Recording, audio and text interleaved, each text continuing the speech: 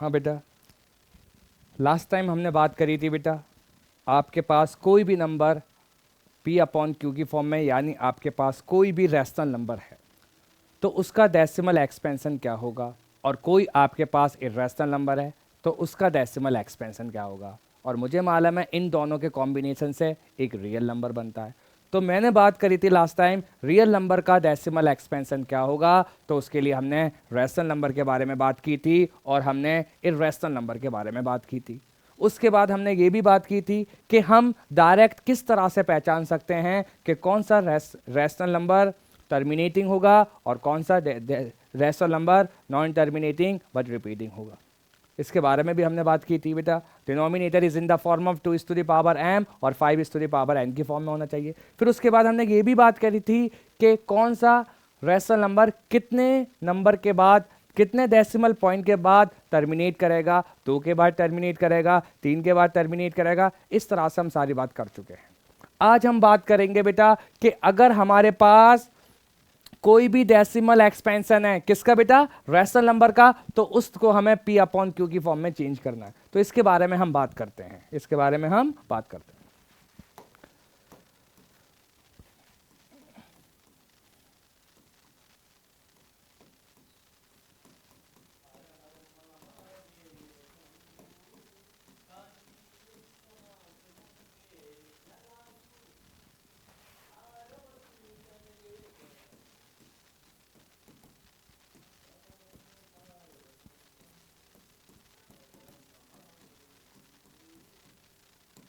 तो हमें करना है, कन्वर्ट करना है बेटा decimal expansion of rational number. अगर किसी भी रैशनल नंबर का डेसिमल एक्सपेंशन दे रखा है तो आपको बेटा उसको P अपॉन Q की फॉर्म में चेंज करना, उसको आपको P अपॉन Q की फॉर्म में चेंज करना है।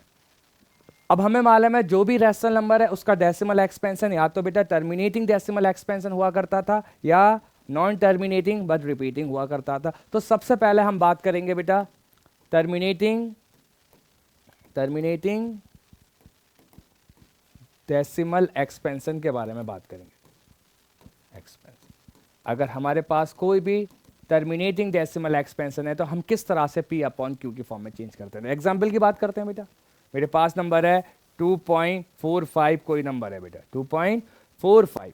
अब इसके ऊपर ना बाल लगा हुआ है ना कोई नंबर रिपीट कर रहा है। तो जब बाल लगा होगा तो इसका मतलब क्या है, रिपीट कर रहा होगा। तो यानी जब रिपीट कर रहा होगा बेटा तो वो नॉन टर्मिनेटिंग होगा। तो इसके ऊपर बार नहीं लगा, यानी कोई भी नंबर रिपीट नहीं करेगा। तो इसका डेसिमल एक्सपेंशन बेटा टर्मिनेटिंग डेसिमल एक्सपेंशन होगा। और टर्मिनेटिंग डेसिमल एक्सपेंशन को मैं P अपॉन Q की फॉर्म में आसानी के साथ चेंज कर सकता हूं।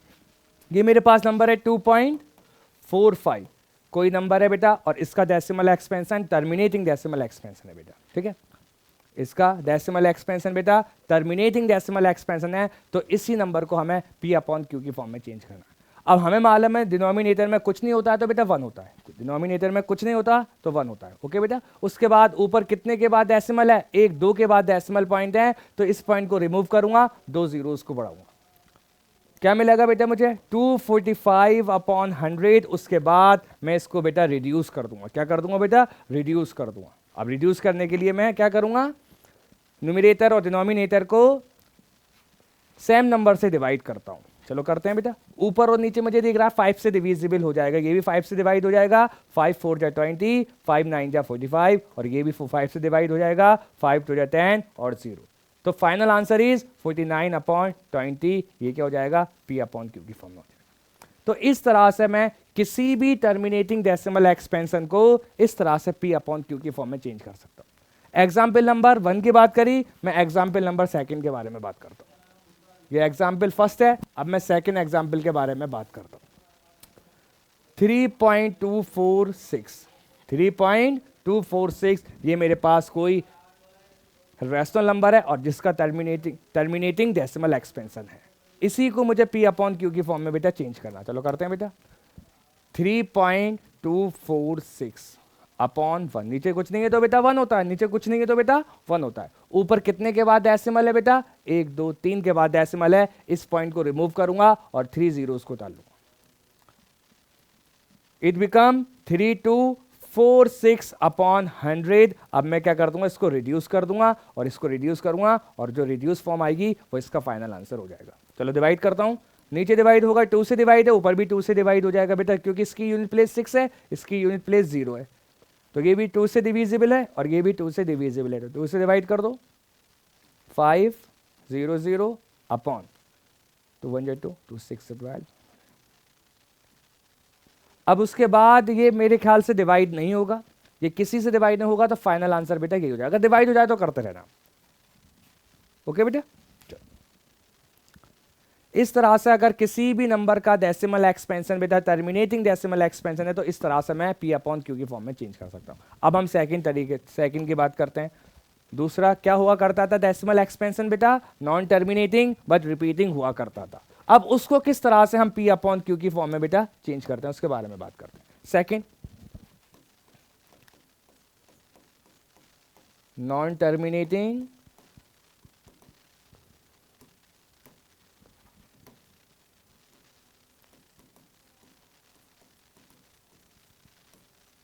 बट रिपीटिंग, या इसको रिकरिंग भी कहते हैं बेटा। अगर किसी भी रैशनल नंबर का डेसिमल एक्सपेंशन बेटा नॉन टर्मिनेटिंग बट रिपीटिंग है तो उसको मैं किस तरह से P अपॉन Q की फॉर्म में चेंज करूंगा। चलो करते हैं बेटा, एग्जाम्पल की बात करते हैं तो बेटा समझ में आएगा। एग्जाम्पल, फर्स्ट एग्जाम्पल इज 0.6 पे बार, 0.6 पे बार, ओके 0.6 पे बार। अब 6 पे बार लगा है तो यानी इसका डेसिमल एक्सपेंशन नॉन टर्मिनेटिंग, ये डेसिमल एक्सपेंशन जो है बेटा वो नॉन टर्मिनेटिंग बट रिपीटिंग है। और जब नॉन टर्मिनेटिंग बट रिपीटिंग होता है तो किस तरह से हम P अपॉन Q की फॉर्म में चेंज करते हैं, इसके बारे में बात करते हैं। चलो बात करते हैं। 0.6 पे बार, सबसे पहले जो नंबर है बेटा इसको x मान लेंगे, x will be equal to 0.6 पे बार, ओके। इसको फर्स्ट मान लेते हैं बेटा, इसको फर्स्ट मान लेते हैं। अब एक के ऊपर बार है बेटा, एक के ऊपर बार है तो मैं 10 से दोनों साइडों में मल्टीप्लाई कर दूंगा, 10 से मल्टीप्लाई करूंगा 10x हो जाएगा। अब इधर मल्टीप्लाई करूंगा, जैसे बेटा 0.6 पे बार है तो इसका मतलब क्या होगा 0.6666 एंड सो ऑन। अब मैं इसको बेटा 10 से मल्टीप्लाई करता हूं, जब मैं 10 से मल्टीप्लाई करूंगा ये डेसिमल पॉइंट एक आगे पहुंच जाएगा, क्या हो जाएगा 6.66666। अब डेसिमल के बाद मुझे दिख रहा है 6 क्या कर रहा है, बार बार रिपीट कर रहा है, तो इसको क्या लिख सकता हूं 6.6 पे बार। अब मेरे समझ में आ रही है, जब भी मैं डेसिमल नंबर को और वो number non terminating but repeating है 10 से मल्टीप्लाई करता हूं तो ये डेसिमल पॉइंट एक पॉइंट आगे पहुंच जाएगा, वहां से नंबर रिपीट करने लग जाएगा, तो ये हो जाएगा 6.6 पे बार, इसको सेकंड मान लेते हैं। उसके बाद इन दोनों को मैं क्या कर देता हूं बेटा, सब्ट्रैक्ट कर देता हूं। अब इन दोनों को मैं सब्ट्रैक्ट करूंगा, 10x minus x will be equal to 9x will be equal to 6.6 पे बार माइनस 0.6 पे बार, 0.6 पे बार। अब बार से बार कैंसिल हो जाएगा बेटा, कितना बचेगा 9x will be equal to 6 minus 0 will be equal to 6 और x will be equal to 6 upon 9 यानी 2 अपॉन 3, इसका आंसर हो जाएगा बेटा, इसका आंसर हो जाएगा। ओके बेटा, तो इस तरह से मैं किसी भी नंबर को बेटा, जिसका किसी भी रैशनल नंबर को जिसका decimal expansion non terminating but repeating है तो इस तरह से मैं चेंज कर सकता हूं, P अपॉन Q की फॉर्म में चेंज कर सकता हूं। लेकिन ये तो बेटा पूरा तरीका हो गया, लॉन्ग तरीका हो गया, लेकिन हम कंपटीशन में बात करेंगे तो हम शॉर्ट तरीके की बात करेंगे, यानी ट्रिक की बात करेंगे और ट्रिक से हम क्वेश्चन को सॉल्व करेंगे। ठीक है बेटा, चलो आगे बात करते हैं। अब मुझे मालूम है बेटा जैसे 4.56 पे बार लिखा है तो इसका मतलब क्या है बेटा, ये नंबर होल नंबर है, पहले से क्या है बेटा होल नंबर है, होल नंबर है तो हम जो बात करेंगे पॉइंट से पहले बात नहीं करेंगे, पॉइंट के बारे में बात करेंगे। ओके बेटा, अब इसको मैं क्या लिख सकता हूं 4 प्लस 0.56 पे बार, ये तो पहले से होल नंबर है। अब इसको क्या करूंगा मैं P अपॉन Q की फॉर्म में चेंज करूंगा और फिर मैं इन दोनों को क्या कर दूंगा बेटा प्लस कर दूंगा, तो मुझे बेटा आंसर आ जाएगा, क्या मिल जाएगा मुझे P upon Q final form पता चल जाएगी। ओके बेटा, तो यहां से मेरे बात आ रही है, जब भी मैं बात करूंगा 4.56 पे बार, अब मैं बात करूंगा आपसे, मैं पूछता हूं आपसे कि कितने पे बार है। आप पॉइंट से पहले बात नहीं करोगे, आप पॉइंट के बारे में पॉइंट के बाद की बात करोगे। अब मैं आपसे पूछता हूं कितने पे बार है, तो आप बताओगे पॉइंट के बाद एक नंबर पे बार है। ओके, अब मैं पूछूंगा कितने पे बार नहीं है, तो आप पॉइंट से पहले नहीं बताओगे, आप पॉइंट के बाद बताओगे एक नंबर पे बार नहीं है। तो इस नंबर में मैं पूछूं कितने पे बार है, आप बताओगे एक पे बार है, एक पे बार नहीं है। ओके बेटा, 4.672 इस तरह से। अब मैं आपसे पूछूं कितने पे बार है, तो आप पॉइंट से पहले बात नहीं करोगे, आप पॉइंट के बाद बात करोगे। कितने पे बार है, दो नंबर पे बार है।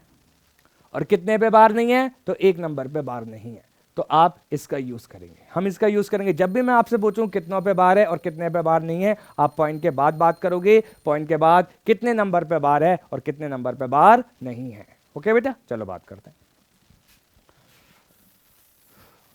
एक एग्जाम्पल लेता हूं तो बात समझ में आएगी बेटा। कुछ एग्जाम्पल्स ले लेते हैं, चलो क्वेश्चंस की फॉर्म में ले लेते हैं। फर्स्ट वन इज 0.6 पे बार। सेकंड वन इज 2.45 पे बार। थर्ड 3.24 पे बार, खाली 4 पे बार है बेटा। फोर्थ 42.342 पे बार। इस तरह से क्वेश्चंस होते हैं और आपसे ये कहेगा आप इन नंबर्स को P अपॉन Q की फॉर्म में चेंज कर दो। अब इन नंबर्स को आपको P अपॉन Q की फॉर्म में चेंज करना है, क्योंकि number non terminating but repeating है, तो ये रैशनल नंबर है, और रैशनल नंबर है तो इनको मैं P अपॉन Q की फॉर्म में क्या कर सकता हूं बेटा, चेंज कर सकता हूं। अब इन नंबर्स को मुझे क्या करना है बेटा, P अपॉन Q की फॉर्म में चेंज करना। चलो करते हैं बेटा।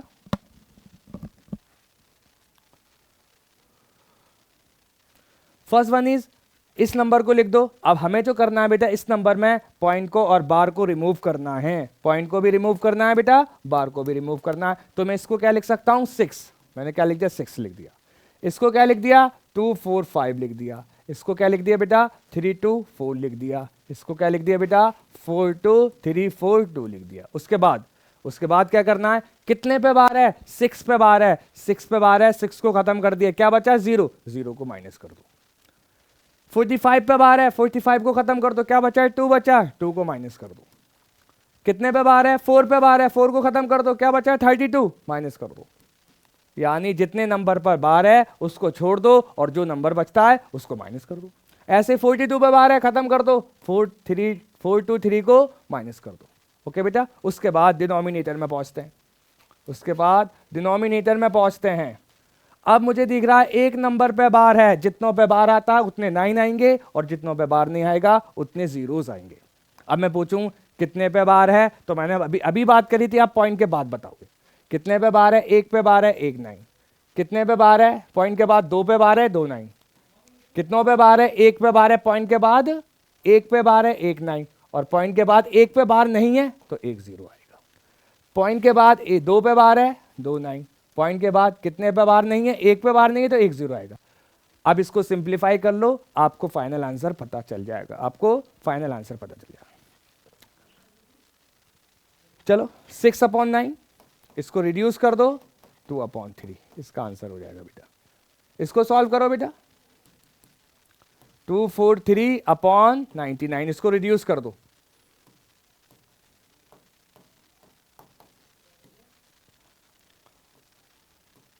कितना आएगा, 27 अपॉन 11। कैलकुलेट करो, 2292 अपॉन 90। इसको रिड्यूस कर लेना, बस रिड्यूस करना, फाइनल आंसर पता चल जाएगा। ऐसे इसको माइनस करना, फिर रिड्यूस कर देना, आंसर आ जाएगा। तो इस तरह से आप कैलकुलेट कर सकते हो, इस तरह से आप P अपॉन Q की फॉर्म में चेंज कर सकते हो। कोई दिक्कत की बात नहीं है, आसान क्वेश्चन होते हैं बेटा। ठीक है, नेक्स्ट आगे बात करते हैं बेटा। इसके आगे बात करते हैं बेटा। अब आपको non terminating but repeating numbers होंगे, आपको रैशनल नंबर होगा और उसका decimal expansion non terminating but repeating form में दे रखा होगा। अब आपको क्या करना है, उसको ऐड करना है या सब्ट्रैक्ट करना है। क्वेश्चन की फॉर्म में लेते हैं, बात समझ में आएगी। फाइंड द सम 4.32 पे बार प्लस ऑफ 4.32 पे बार। अब आपको इन दोनों नंबर को क्या करना है, ऐड करना है। क्या करना है बेटा, प्लस करना है, सम करना है।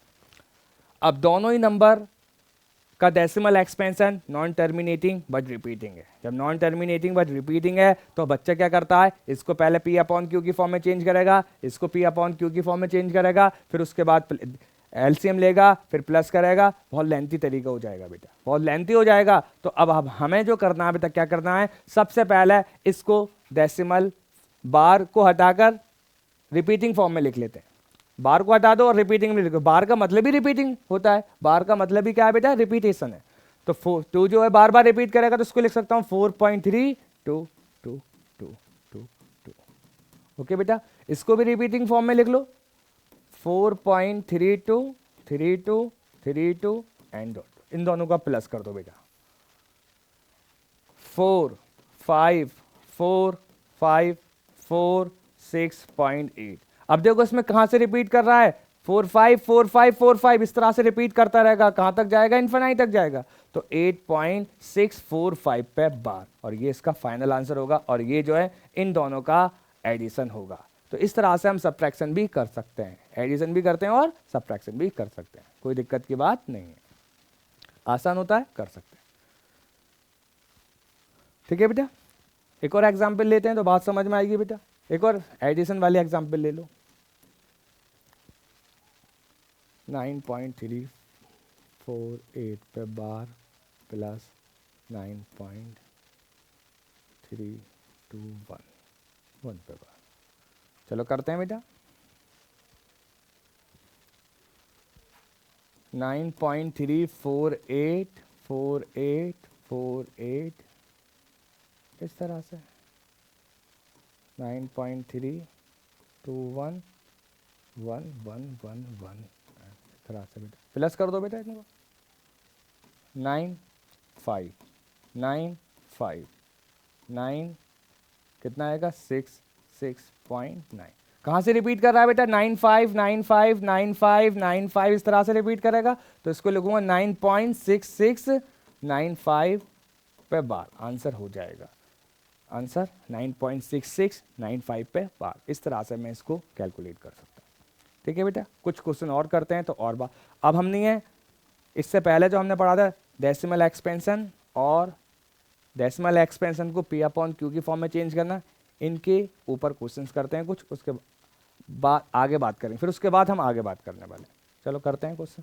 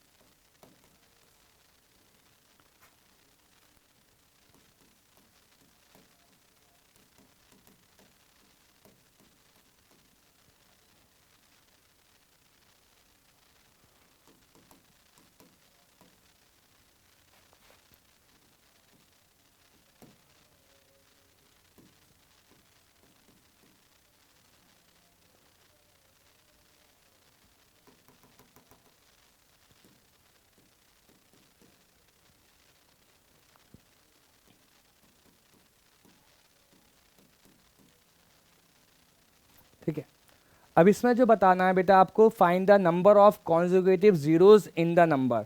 अब ये नंबर है, अब आप क्या करोगे, इन सारे नंबर को अगर मल्टीप्लाई करोगे तो उस नंबर में नंबर ऑफ कॉन्जुगेटिव जीरो, लगातार कितने जीरोस आपको मिलने वाले हैं। कॉन्जुगेटिव मीन्स लगातार कितने जीरोस आपको मिलने वाले हैं, उसके बारे में आपसे पूछेगा वो। ठीक है बेटा, अब आप जानते हो बेटा कि अगर आपको कभी भी कॉन्जुगेटिव जीरोस के बारे में बात करेगा तो आप ऐसे नंबर्स देखो, अगर उन नंबर को मल्टीप्लाई करने पर आपको जीरो मिलना चाहिए।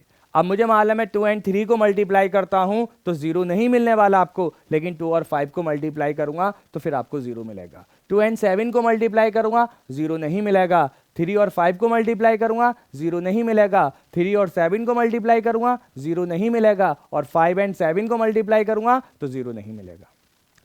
तो आपको खाली सिर्फ और सिर्फ 2 और 5 को मल्टीप्लाई करने के बाद ही जीरो मिलेगा, तो उन्हीं से आपको कॉन्जुगेटिव जीरोस को फाइंड करना। ठीक है बेटा,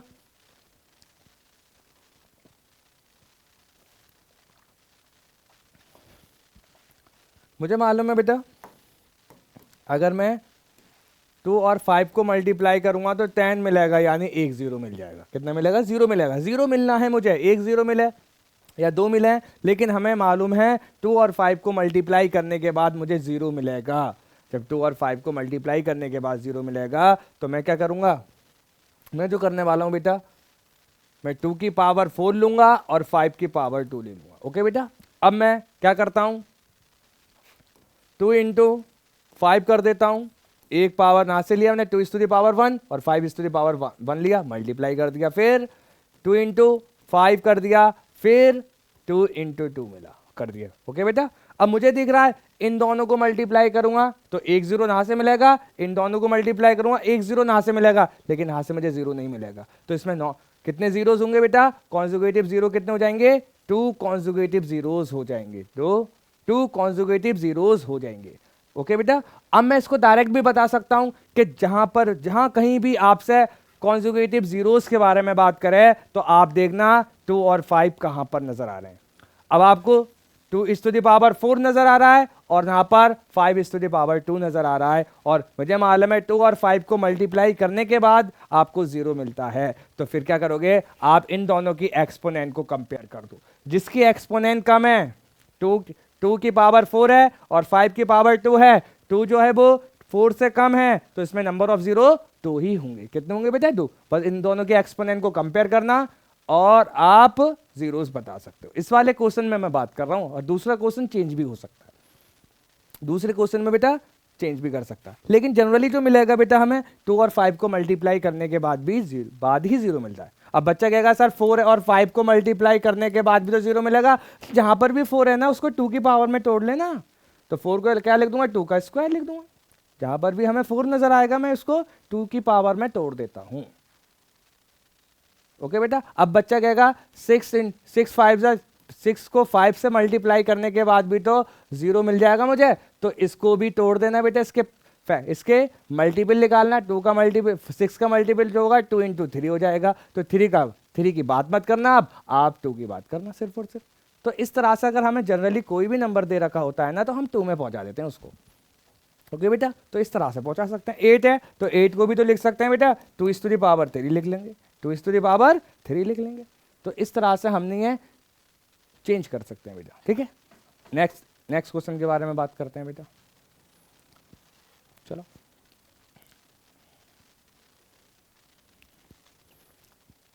question, find the number,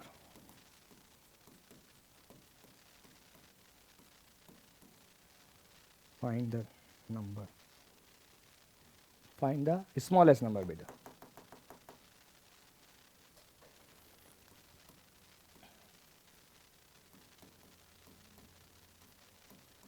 Find the smallest number by which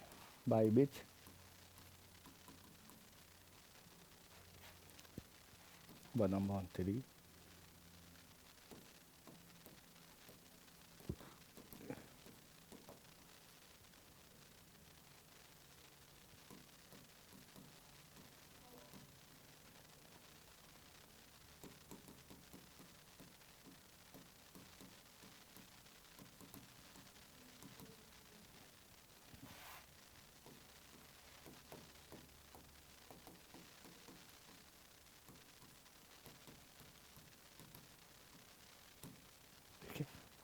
चलो बात करते हैं। अब मुझे इस क्वेश्चन को करने के पहले मैं पुरानी चीज के बारे में बात करता हूं। अगर मैंने बताया था कि अगर कोई भी नंबर P अपॉन Q की फॉर्म में है बेटा, कोई भी नंबर P अपॉन Q की फॉर्म में है, और ये जो है इसका डेसिमल एक्सपेंशन बेटा टर्मिनेटिंग है। कैसा है बेटा? टर्मिनेटिंग डेसिमल एक्सपेंशन है। कैसा है बेटा? टर्मिनेटिंग डेसिमल एक्सपेंशन है। तो Q किस फॉर्म में होता है बेटा? 2 इस टू द पावर m और 5 इस टू द पावर n की फॉर्म में होता है। अगर टर्मिनेटिंग है तो 2 इस टू द पावर m और 5 इस टू द पावर n की फॉर्म में होता है। फिर मैंने बताया था ये कितने के बाद टर्मिनेट करेगा, कितने डेसिमल के बाद टर्मिनेट करेगा? m और n को कंपेयर करेंगे, m की वैल्यू ज़्यादा होगी तो m पॉइंट के बाद टर्मिनेट करेगा, और n की वैल्यू ज़्यादा होगी तो n के बाद वो टर्मिनेट करेगा।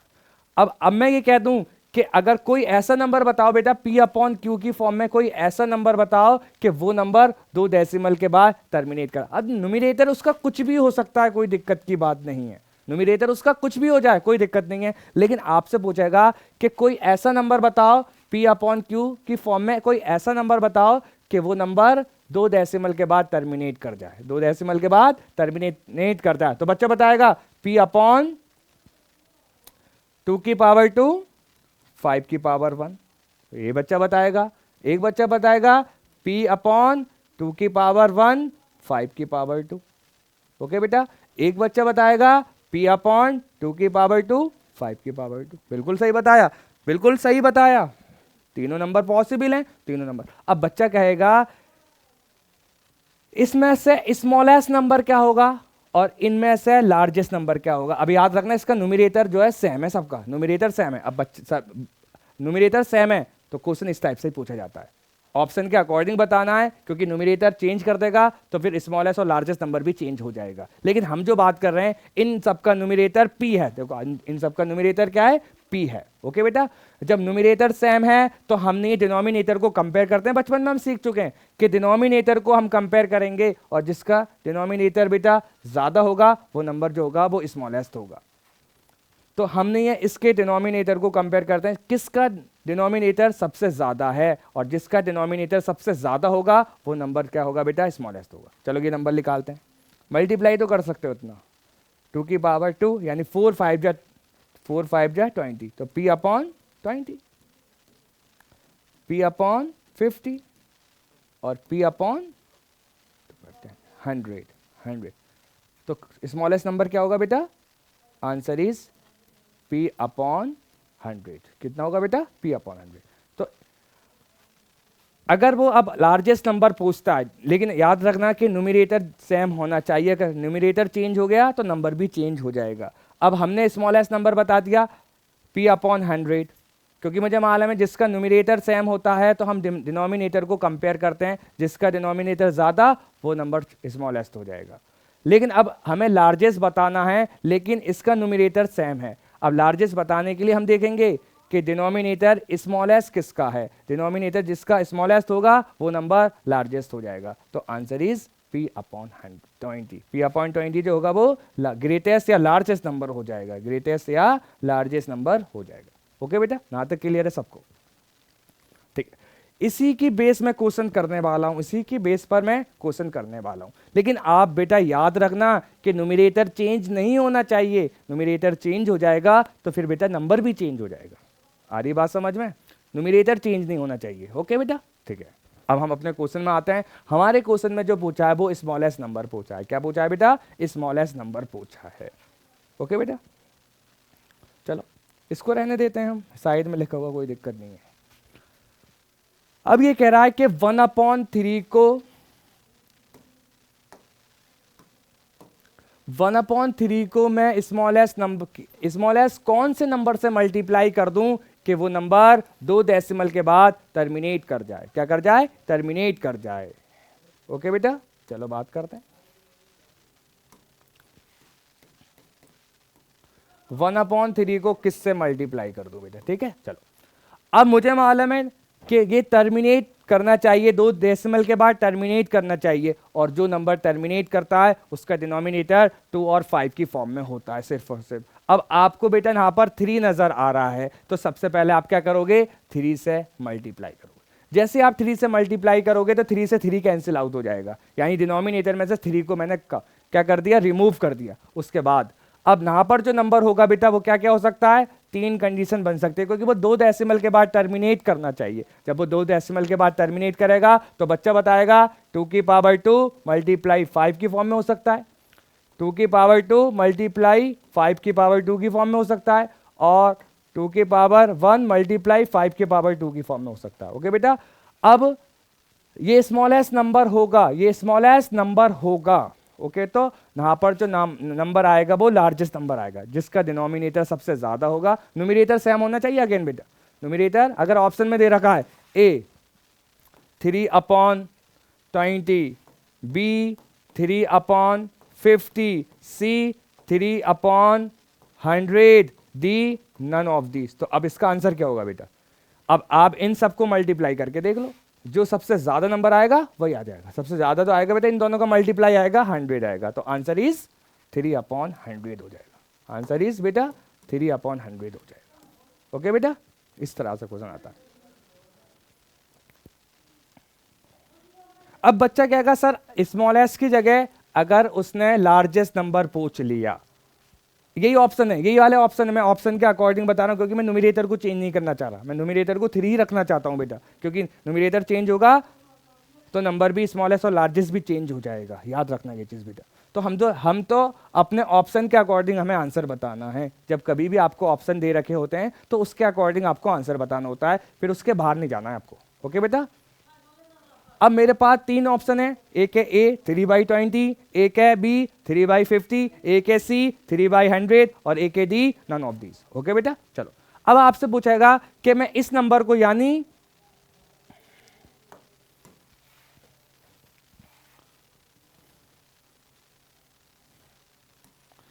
मैं 1/3 को किससे मल्टीप्लाई कर दूं? ये नंबर 2 डेसिमल के बाद टर्मिनेट कर जाए, लेकिन आपको जो नंबर बताना है, पहले मैंने स्मॉलेस्ट नंबर की बात करी, अब मैं लार्जेस्ट नंबर की बात करता हूं। ओके, और ऑप्शन आपके सामने, आपको ऑप्शन के अकॉर्डिंग आंसर बताना है। ओके चलो, सबसे पहले टर्मिनेट होना चाहिए नंबर, तो टर्मिनेटिंग, जब टर्मिनेट नंबर होता है, टर्मिनेटिंग नंबर होता है, जब टर्मिनेट करता है नंबर, तो उसके डिनोमिनेटर में 2 की पावर m और 5 की पावर n की फॉर्म में होना चाहिए, 3 नहीं होना चाहिए। तो सबसे पहले मैं क्या करूंगा, 3 को रिमूव करूंगा, और 3 को रिमूव करने के लिए मैं 3 को 1/3 को 3 से मल्टीप्लाई करूंगा, तो डिनोमिनेटर में से 3 रिमूव हो जाएगा। ओके बेटा, उसके बाद 3 कंडीशन बनेगी, जो यहाँ पे नंबर आएगा उसके लिए 3 कंडीशन बनेगी, उसके लिए 3 कंडीशन बनेगी, और वो कंडीशन 2 की पावर 2 इंटू 5, 2 की पावर 2 इंटू 5 की पावर 2 और 2⁻1 मल्टीप्लाई 5⁻2। ओके, 3 कंडीशन बनेंगी। अब हमें लार्जेस्ट नंबर बताना है, और लार्जेस्ट नंबर बताना है तो डिनोमिनेटर में सबसे स्मॉलेस्ट नंबर होना चाहिए, और इन सबसे मल्टीप्लाई करने के बाद स्मॉलेस्ट नंबर जो आएगा बेटा वो इससे आएगा, यानी 2 की पावर 2 इंटू 5 कितना आएगा, 20। तो आंसर इज, अब आंसर क्या हो जाएगा बेटा, 3/20। अब आंसर हो जाएगा 3/20। ये नंबर जो होगा 3/100 वो स्मॉलेस्ट नंबर होगा, और 3/20 जो होगा वो लार्जेस्ट नंबर होगा, ऑप्शन के अकॉर्डिंग होगा। ओके बेटा, इस तरह से क्वेश्चन पूछता है वो। चलो नेक्स्ट बात करते हैं बेटा, एक और क्वेश्चन की बात करेंगे तो बात समझ में आएगी बेटा।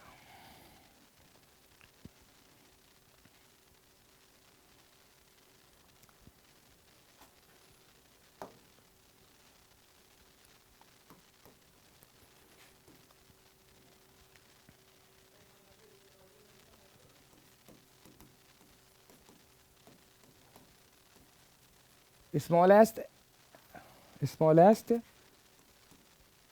एंड लार्जेस्ट, आपको स्मॉलेस्ट बताना है, लार्जेस्ट भी बताना है, मैं ऑप्शन दूंगा, ऑप्शन के अकॉर्डिंग बताना है। Find the smallest and largest number. So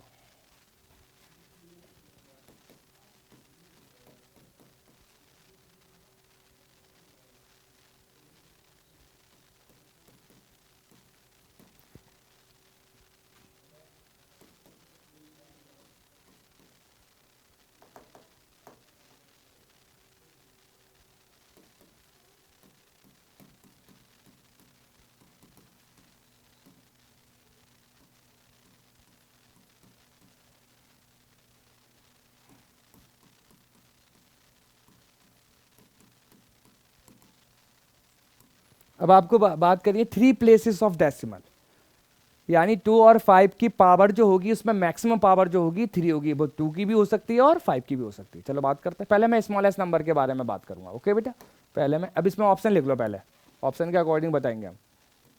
7/b, 7/7, option देख लिखते हैं, चलो पहले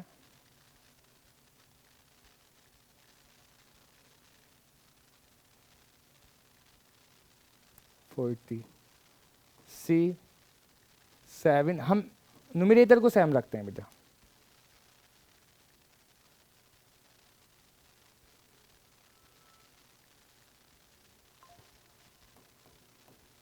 दी नन ऑफ दीज। ठीक है, इस तरह से ऑप्शन बन जाते हैं बेटा। ठीक, चलो बात करते हैं। सबसे पहले मुझे स्मॉलेस्ट नंबर की बात करनी है। सॉल्यूशन करते हैं बेटा। 1/7 को किससे मल्टीप्लाई कर दूं कि ये 3 डेसिमल के बाद टर्मिनेट करे। जो नंबर होना चाहिए वो स्मॉलेस्ट नंबर होना चाहिए। फिर उसके बाद हम बात करेंगे 1/7 को किससे मल्टीप्लाई कर दूं कि वो 3 डेसिमल के बाद टर्मिनेट करे, जो नंबर हो वो लार्जेस्ट हो। अब ये ऑप्शन के अकॉर्डिंग बताना है, यानी न्यूमरेटर आपको सेम रखना, 7 7 7 7। चलो अब 1/7 डिनोमिनेटर में 7 आ रहा है, और नंबर जब टर्मिनेट करता है तो उसके डिनोमिनेटर 2 और 5 होता है, सिर्फ और सिर्फ 7 नहीं होता। तो सबसे पहले हमें 7 को रिमूव करना, और 7 को रिमूव करने के लिए हम क्या करेंगे, मल्टीप्लाई कर देंगे। इसमें भी मल्टीप्लाई करेंगे और इसमें भी मल्टीप्लाई करेंगे। ओके बेटा, चलो उसके बाद जो डिनोमिनेटर 3 डेसिमल के बाद क्या करना चाहिए, टर्मिनेट करना चाहिए। तो अब इसमें डिफरेंट कंडीशंस बन के आएंगी। वो कंडीशन क्या होंगी बेटा, एक होगा जो नहा नंबर होगा बेटा वो 2 की पावर 3 इंटू 5, 2 की पावर 2 इंटू 5 की पावर 3। ओके बेटा, और 2 की पावर 1 मल्टीप्लाई 5 की पावर 3। ये 3 कंडीशन बन के आएंगे बेटा। ठीक, ये 3 कंडीशंस क्या बनेंगी, बनने वाली हैं। अब इन तीनों नंबर में, अब इन तीनों नंबर में कौन सा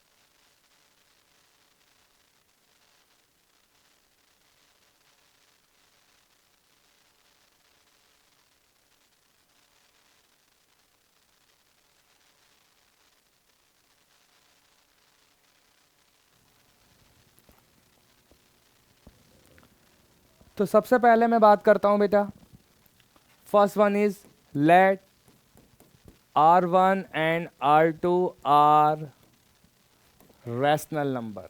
अब मेरे पास R1 एंड R2 जो है वो रैशनल नंबर हैं बेटा। क्या है बेटा? रैशनल नंबर है। R1 and R2 are rational number. मेरे पास R1 और R2 जो है बेटा वो रैशनल नंबर है। अगर मैं A इन दोनों को प्लस करता हूं, B इन दोनों को मैं माइनस करता हूं, क्या करता हूं बेटा? माइनस करता हूं।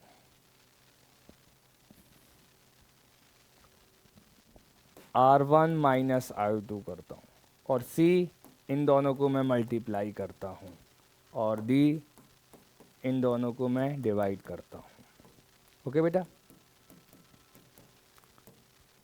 अगर मैं दो रैशनल नंबर को प्लस करता हूं तो मुझे रैशनल मिलेगा, माइनस करता हूं तो भी रैशनल मिलेगा, मल्टीप्लाई करता हूं तो भी रैशनल मिलेगा, और डिवाइड करता हूं तो रैशनल भी मिल सकता है और अनडिफाइंड नंबर भी हो सकता है। जैसे मैं 4/5 को अगर मैं 0 से डिवाइड करता हूं, 4/5 को मैं 0 से डिवाइड करता हूं तो मुझे मालूम है 4/5 जब मैं डिवाइड करता हूं तो डिवीजन का सिंबल चेंज करता हूं मल्टीप्लाई से, और इसको रेसिप्रोकल कर देता हूं। इसको डिवाइड करूंगा तो 4/0 आएगा, तो ये अनडिफाइन हो जाएगा। क्या हो जाएगा बेटा? अनडिफाइन हो जाएगा। जब ये अनडिफाइन हो जाएगा तो इस केस में मुझे रैशनल नंबर नहीं मिल रहा, तो मुझे पता होना चाहिए कि डिनोमिनेटर में कभी जीरो नहीं आना चाहिए, यानी किसी भी एक रैशनल नंबर को जीरो रैशनल नंबर से डिवाइड नहीं करना है। अगर जीरो रैशनल नंबर से डिवाइड कर दिया आपने तो आपको एक अनडिफाइंड नंबर मिलेगा। एक अनडिफाइंड नंबर आपको मिलने वाला है, तो आप क्या करोगे बेटा?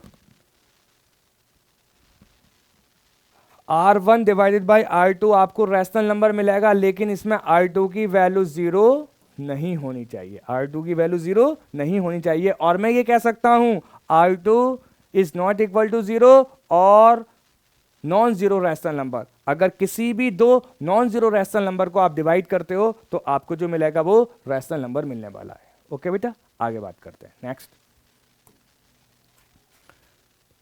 सेकंड, अगर मैं R एक रैशनल नंबर है बेटा और एक इर्रेशनल नंबर है,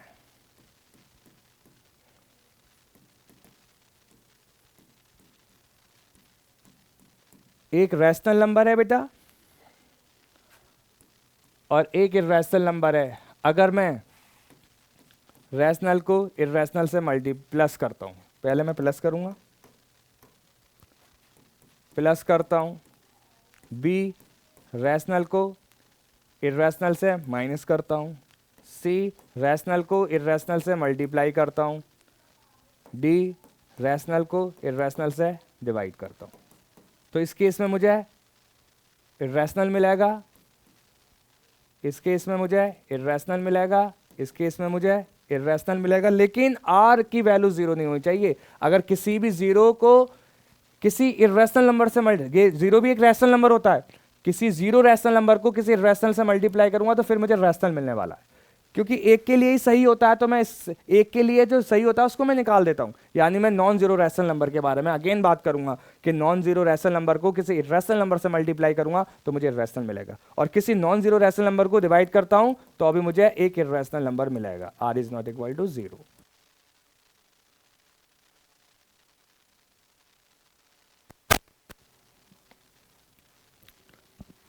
ठीक है बेटा, इसके आगे बात करते हैं। फिर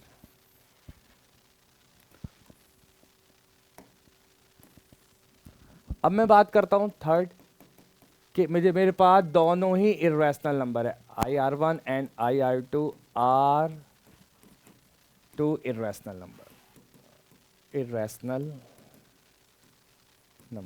अगर मेरे पास दो इर्रेशनल नंबर हैं, अगर मेरे पास कोई भी दो इर्रेशनल नंबर हैं, अब इनमें भी ऑपरेशन का यूज़ करूंगा, यानी मुझे इनको दोनों नंबर को प्लस करना है, दोनों नंबर को माइनस करना है, दोनों नंबर को बेटा मल्टीप्लाई करना है, और दोनों नंबर को बेटा मुझे डिवाइड करना है।